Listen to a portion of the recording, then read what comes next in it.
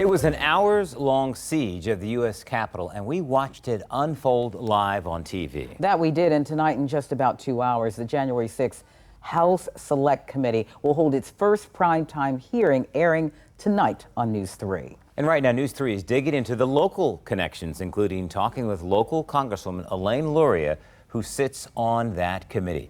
And News 3 reporter Brendan Ponton joins us now, and he spoke with her.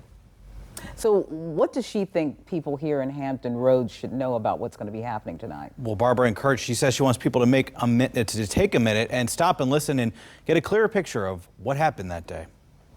17 months after hundreds of people stormed the U.S. Capitol while Congress was certifying the results of the 2020 election, tonight, the House Select Committee that's been investigating what happened will hold the first primetime hearing on their findings. People might have heard pieces here or there, but I think we're going to paint a full picture of everything that led up to January 6th, the events of that day. Local Democratic Congresswoman Elaine Luria is part of the committee, which has interviewed more than 1,000 witnesses and reviewed more than 140,000 documents. This is the culmination of almost a year's worth of investigation. While issues like gas prices and inflation may currently be at the top of people's minds, Luria thinks it's still important to examine what happened. Why continue to focus on this?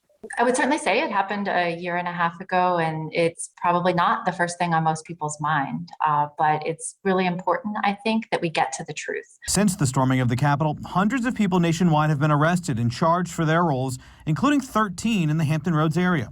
Among the cases, Robert Packer of Newport News. He pleaded guilty to being in the Capitol that day. Investigators say he was wearing a Camp Auschwitz sweatshirt. Prosecutors are seeking jail time in his case when he's sentenced later this month. The FBI recently interviewed him and asked him why he wore that sweatshirt, and court documents show he responded, quote, "because I was cold." The person facing the most serious charges from our area is Jonathan Mellis of Williamsburg. He's been in jail ever since he was arrested in February 2021 and is accused of hitting officers with a stick. He's scheduled to have a bond hearing on June 19th and wrote to the judge, quote, "I had no intention nor desire to see the events of January 6th, 2021 unfold the way they did." As for Luria, her 2nd congressional district was redrawn due to redistricting and could be more favorable to Republicans. It's that important that, if there were to be a political risk for me, if it were to mean that I don't get reelected because of this, I'll be able to sleep at night because I know that I did the right thing. Now, in addition to presenting more information and evidence, the committee will also be making policy recommendations to prevent something like that from happening again. This starts at 8 right here on News 3. I'm Brendan Ponton, News 3. Brendan, thank you for that. The